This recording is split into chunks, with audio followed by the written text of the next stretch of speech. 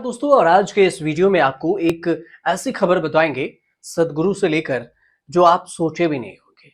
150 police अधिकारियों की एक बटालियन 1 अक्टूबर को एक थोंगा मुथूर में ईशा फाउंडेशन के आश्रम पर तलाशी अभियान के लिए पहुंची थी। इससे पहले मद्रास हाई कोर्ट ने ईशा फाउंडेशन के खिलाफ दर्ज सभी आपराधिक मामलों पर रिपोर्ट मांगी थी।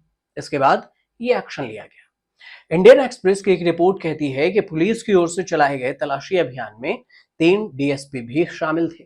एक वरिष्ठ पुलिस अधिकारी ने बताया कि अभियान में कैदियों की गहन जांच और फाउंडेशन के कमरों की तलाशी ली जा रही है और इस टीम का नेतृत्व कोयम्बटूर के अतिरिक्त पुलिस अधीक्षक यानी एसपी स्तर के लोग कर रहे हैं, हाई लेवल के। इस पर ईशा फाउंडेशन ने क्या कहा?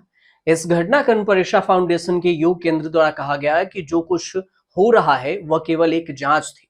फाउंडेशन की ओर से बयान जारी करते हुए कहा गया कि अदालत के आदेश के मुताबिक एसपी सहित पुलिस सामान्य जांच के लिए ईशा योग केंद्र में आई। ये निवासियों और स्वयं सेवकों से पूछताछ कर रहे हैं, उनकी जीवन शैली को समझ रहे हैं, यह समझ रहे हैं कि वे कैसे आते हैं और कैसे रहते हैं इत्यादि। अब मामला क्या है ये समझिए कि क्यों पहुंची पुलिस। अदालत ने retired officer doctor S Kamaraj की दायर याचिका पर सुनवाई करते हुए कोयम्बटूर ग्रामीण पुलिस को जांच के लिए रिपोर्ट का आदेश दिया था। एक डॉक्टर एस कामराज ने दावा किया था कि उनकी 2 बेटियों गीता कामराज 42 साल की और लता कामराज 39 साल की कोयम्बटूर स्थित फाउंडेशन में बंदी बनाकर रखा गया है। उन्होंने आरोप लगाया कि संगठन लोगों का ब्रेन वॉश कर रहा है, उन्हें साधु बना रहा है और उनके परिवारों से उनका संपर्क सीमित कर रहा है। इसी को लेकर मद्रास हाई कोर्ट ने उठाए सवाल और अदालत ने ईशा फाउंडेशन के संस्थापक धर्मगुरु जग्गी वासुदेव के जीवन में स्पष्ट विरोधाभासों पर भी सवाल उठाया। जस्टिस एस एम सुब्रमण्यम और वी शिवनगम ने पूछा कि सदगुरु, जैसा कि आप जग्गी अपने अनुयायियों के बीच में जाने जाते हैं, जिनकी अपनी बेटी विवाहित है, शादीशुदा है, अच्छी तरह से बसी हुई है, तो अन्य युवतियों को अपने सिर मुंडवाने, शारीरिक जीवन का त्याग करने और अपने योग केंद्रों में सन्यासी की तरह रहने के लिए क्यों प्रोत्साहित कर रहे हैं? डॉक्टर कामराज की बेटियों ने क्या कहा ये समझिए। जब कामराज की याचिका में कहा गया कि उनकी दोनों बेटियों को कोयम्बटूर के वेल्लियागिरी की तलहटी में स्थित संगठन में योग केंद्र पर उनकी इच्छा के खिलाफ रखा गया है, तो अदालत में मौजूद दोनों महिलाओं ने कहा कि वे अपनी इच्छा से वहां रह रही हैं और उन्होंने किसी भी तरह की मजबूरी या हिरासत से इनकार कर दिया। हालांकि कामराज की बेटियों ने जोर देकर कहा कि ईशा में उनका रहना स्वैच्छिक था, लेकिन जस्टिस सुब्रमण्यम और शिव नगनम जो है वो पूरी तरह से आश्वस्त नहीं थे।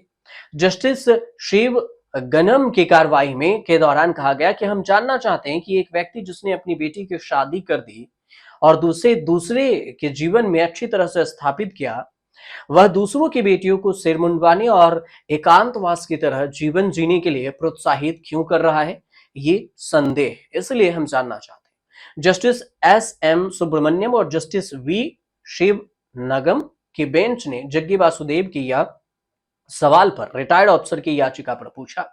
जस्टिस शिव गनम ने हैरानी जताते हुए कहा कि हम जानना चाहते हैं कि जिस व्यक्ति ने अपनी बेटी की शादी कर दी, उसके जीवन में अच्छी तरह स्थापित कर दिया, वो दूसरों के बेटियों के साथ ऐसा क्यों कर रहा है? आखिर क्या कुछ हो रहा है आश्रम?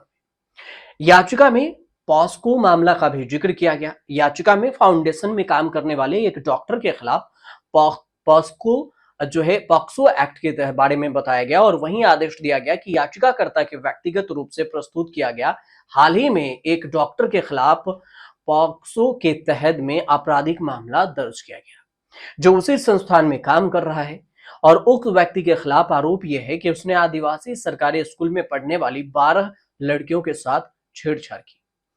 बेटियों के बयान और ईशा फाउंडेशन के पेश किए गए सवालों के बावजूद अदालत ने मामले को एक कदम आगे बढ़ाते हुए अतिरिक्त लोक अभियोजक ई राज थिलक को 4 अक्टूबर तक एक व्यापक स्थिति रिपोर्ट प्रस्तुत करने का आदेश दिया। इस रिपोर्ट में फाउंडेशन के खिलाफ लंबित सभी आपराधिक मामलों को शामिल किए जाने की उम्मीद है और इसी को लेकर सुनवाई चल रही है। अब सवाल ये उठ रहा है कि क्या अदालत के आदेश के बाद जो जग्गी वासुदेव का ईशा फाउंडेशन है वो कहीं फंस तो नहीं गया कि दूसरों के बेटियों को आप भिक्षुक बनाएं, उन्हें सर मुंडवाएं और अपनी बेटी की शादी करके उनका जीवन यापन के लिए अच्छी तरह से उसे सेटल कर दें। कई सारे सवाल उठ रहे हैं, हालांकि जांच के बाद और कोर्ट क्या कुछ कहता है उसके बाद ही इस पर जानकारी सामने आएगी। आपको जानकारी अच्छी लगी हुई है तो चैनल को सब्सक्राइब कर लीजिएगा और साथ में शेयर भी कर